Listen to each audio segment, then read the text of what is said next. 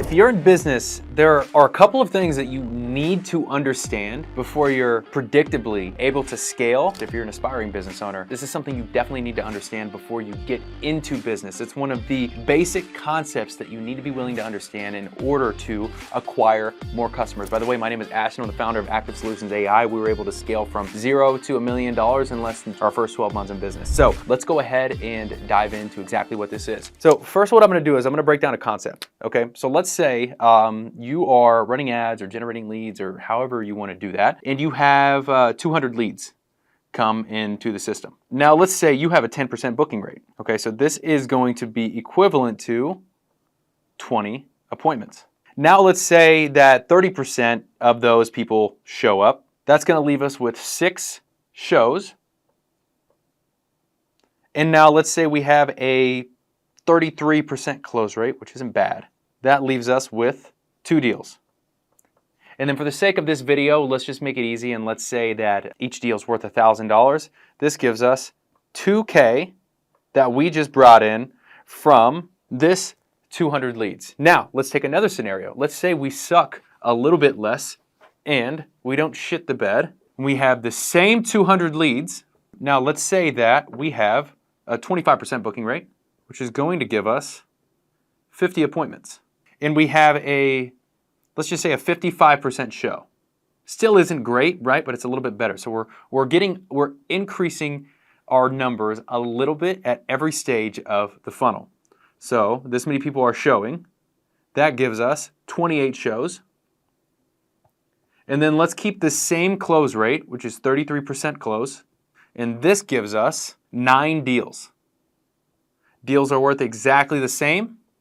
So now we have $9,000 that we brought in.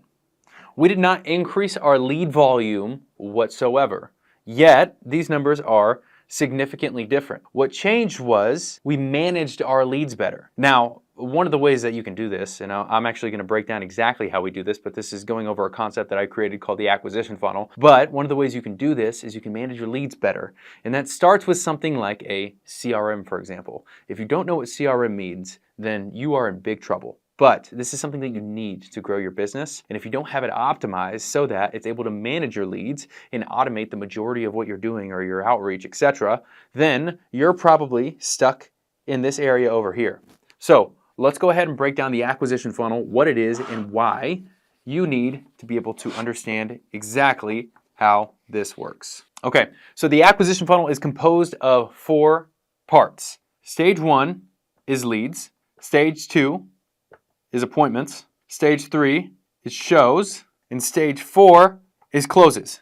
Now, each of these stages relies on the previous stage to exist. So for example, if you don't have any leads coming into your system, then there's nobody to book appointments. If there's nobody booking appointments, then there's no one to show up. And if there's nobody showing up, then there's absolutely 0 opportunities to actually close any deals. So, theory of constraints, look at which portion of the funnel is where your bottleneck is. So for example, if you're not generating any leads, then don't try to fix your show rate because that doesn't make any sense. Figure out how to generate some leads, and then if people aren't booking appointments, fix that. If people aren't showing up, fix that. If people aren't closing, then fix that. And you want to work your way down the funnel. It's one of the easiest ways to find what your bottleneck is in your acquisition process if you're not able to, or if you're not signing up more clients. So what can we do to increase this? There's a couple of different ways if we start in the lead stage, right? So let's just go ahead and talk about leads and how we generate more leads. Now, the first thing you need to do to generate more leads is you need to find an acquisition channel. So we have things like Facebook ads.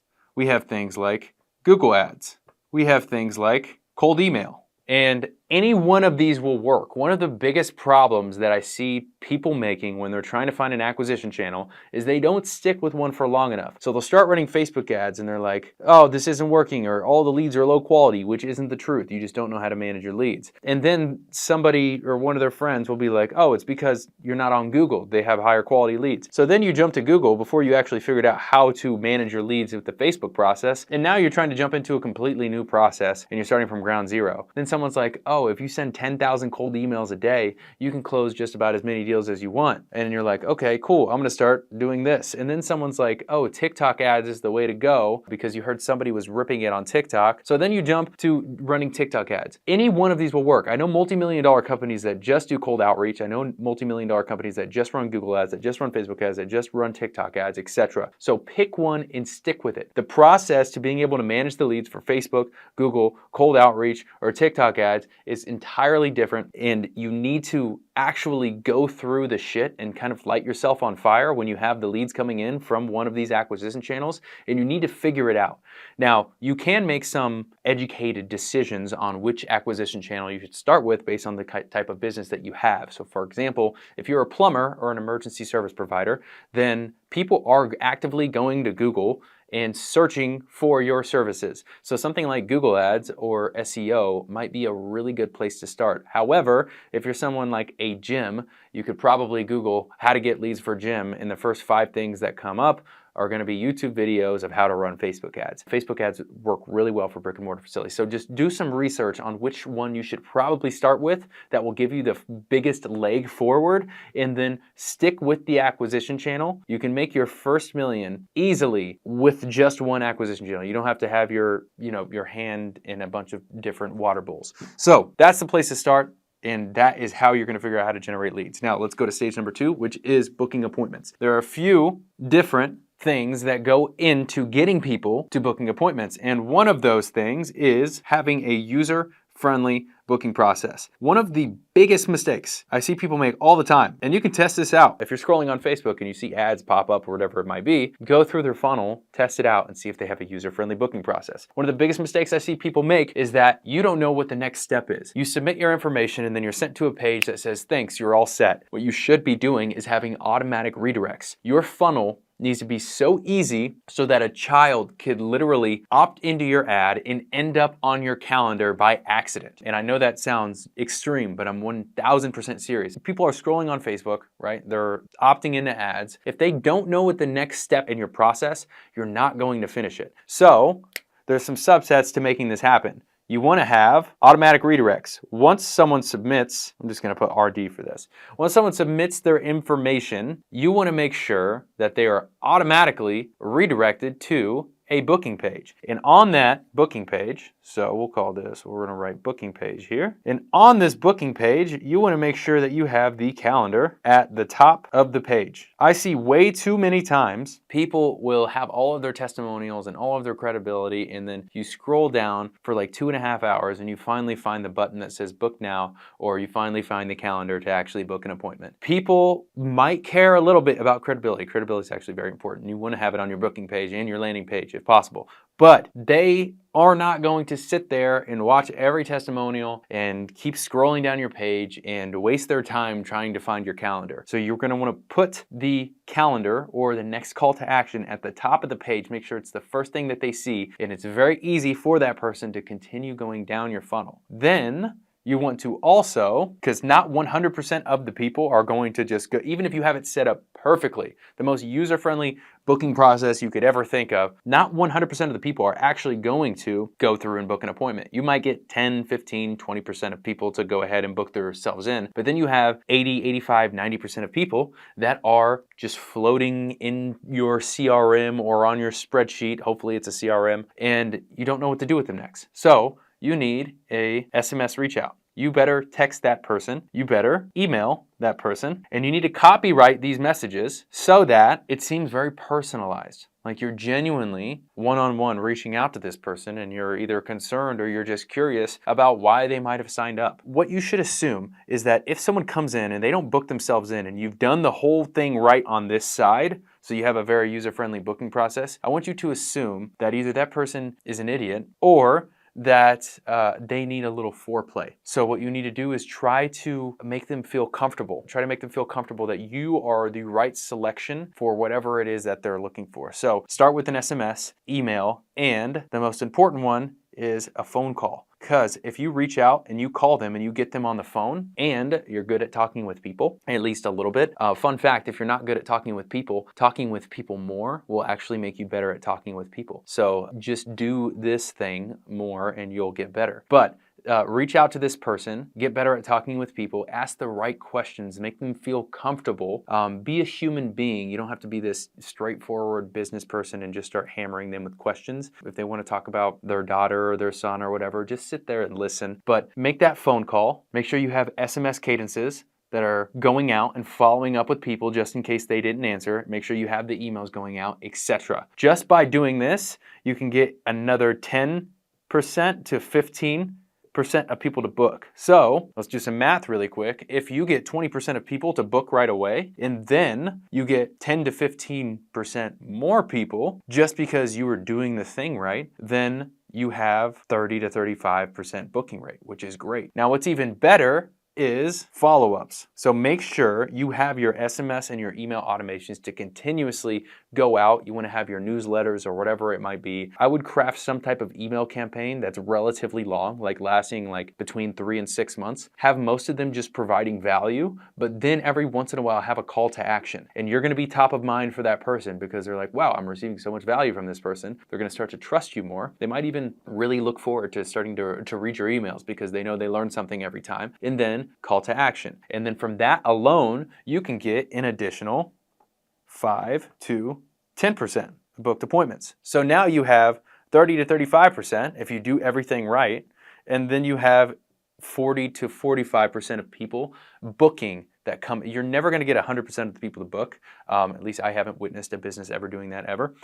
But we want to get as high as we want, and this is going to give us the most opportunities possible to actually start closing deals. So if you want to book more appointments, hopefully that helped. And then we're going to go into getting people to show up, this is a bottleneck that every business is going to fall into, and a lot of times they're going to blame it on lead quality, but most times that is not the case. So let's talk about shows, because a show rate can make or break a business. You can get 100 appointments, and if you have a 0% show rate, and guess what? You still get no opportunities to close anybody. So how do we get more people to show up? The biggest lever to pull in getting people to show up is the quality of the conversation on the phone. You need to get good at talking to people, and you need to make sure, even if you're brick and mortar, if someone is coming in for their consultation and that is the appointment that you're running, or if you're an online business and you're doing Zoom calls or whatever it might be, before that person shows up in your facility for their consultation, or before that person shows up to their Zoom call or even has the chance to, before the time of their appointment, someone needs to talk to that human. I don't care if they book themselves in on your calendar, there needs to be a phone call to go out to that person, and you need to have a great quality conversation with them. So ask the right questions, see why they signed up, and then get good at probing on their pain points. So once you find opportunities to ask little additional questions like why, how, or oh, like that's interesting, tell me more about that, whatever. You want to dig into those conversations because that is how we inch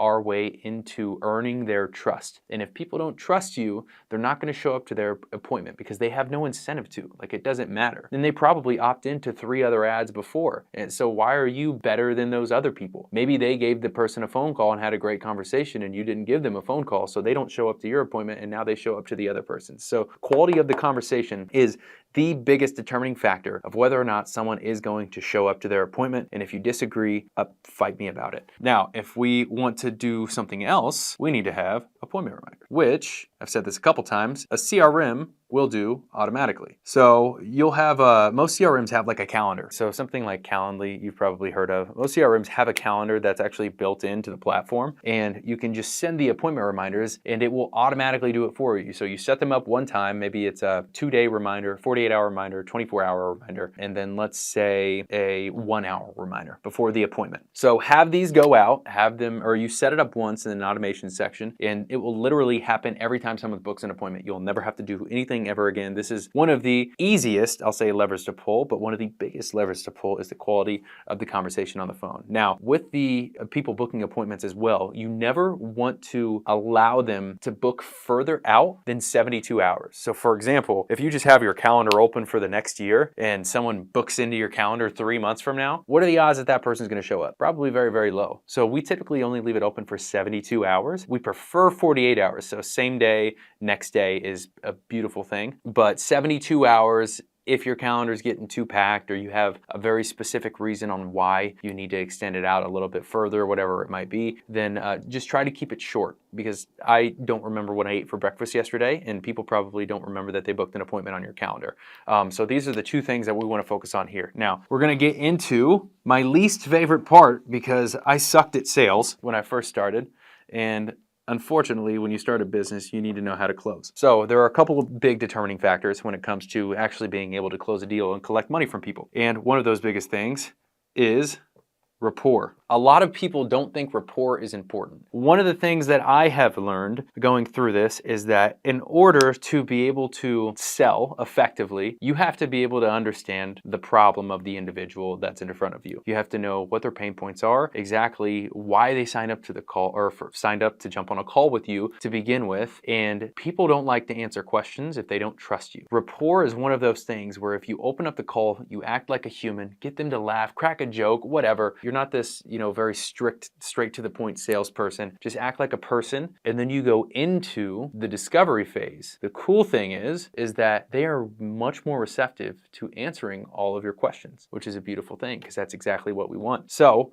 we have our rapport. You need to have a good discovery. So this is asking all of the right questions. So why are you on this call? You need to find that out. If you try to pitch your services and you don't know why the person is there, then just turn off your Zoom call and send them an email saying sorry, because it's not gonna work. So you need to have a really good discovery. So rapport first, get them to trust you, get them to be more receptive to answering the questions. Then you jump in the discovery, figure out why they're on the call, how long have they been trying to find a solution, are they shopping around, how long have they been in the place where they currently are, etc. You wanna ask all those good questions, and once we get the answer to those questions, guess what we can do? We can cater our solution to their problem. So we want to make this, whatever it is that we're offering, our product or service, like it's something that's on a silver platter and we're just handing to the person, like it's the perfect solution, it solves all their problems, etc. And I'll give you an example, right? So let's say you have an offer, a fitness offer, where you help people lose 20 pounds in 6 weeks. Cool. You're not the only person that does that, right? But let's say you get that person to show up to the call and you have a really good discovery and you find out that this, let's just say it's a woman. This woman wants to lose weight because she doesn't fit in her old clothes anymore. She misses going out with her friends on the weekends. Maybe she's single and she wants to get back out there and being able to go out on the weekends with her friends and have fun or whatever. So now instead of just like we have a program where we help you lose 20 pounds in 6 weeks, you conducted the discovery correctly, and now your solution that you're catering to the person is, hey, we're gonna help you lose that 20 pounds in 6 weeks because we need you to be able to fit back into those old clothes that you used to wear that you felt so confident in, so that you can start going out with your friends on the weekends again and having a good time and giving yourself more opportunities to find the right person. That is the exact same offer, but one of them sounds so much more valuable. And you can probably charge more money for one of those, which is why salespeople get paid a lot of money. But you want to be able to cater your solution to their specific problem. And if you feel that you don't have enough information from the discovery to do that, then don't leave the discovery. Keep trying to dig, find out the right information so that you can do this and it will result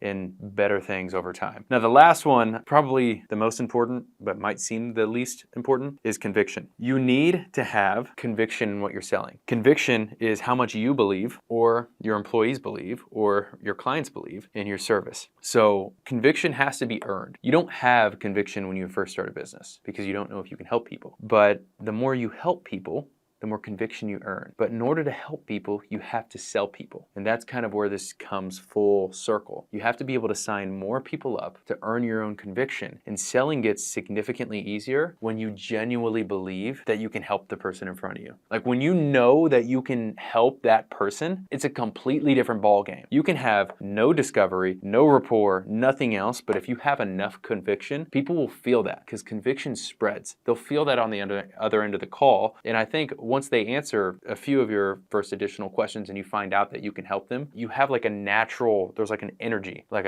a magnet. Like the conviction just starts to spread. The person knows that you believe in what you're doing and the way that you talk about it. Like if you tried food at a really good restaurant, like it was the best steak that you ever had in your entire life, and you were telling somebody about it, like you have to try this place. Like it's absolutely insane. That's the type of conviction that you're going to feel on the other end of the call. So that's exactly what you want to try and earn. In that scenario specifically, the conviction was earned by actually trying the food at the restaurant. Now, this is a little bit different, obviously, but conviction also spreads, right? So it's going to spread to your clients, your employees. It makes it easier for your employees to sell and continue selling as they're like providing the value of whatever the service is or the product is. And it's going to make it easier for your clients to sell for you. And that is how you really build that organic brand or that audience, is by being so good at what you do that even your clients have conviction in their experience with you, and then they tell people, and that just compounds over time. Okay, so hopefully this is one of the concepts, the acquisition funnel, one of the concepts that has changed my business, every one of my businesses that I've started, and every single client that we've onboarded. It's literally changed the way that they think about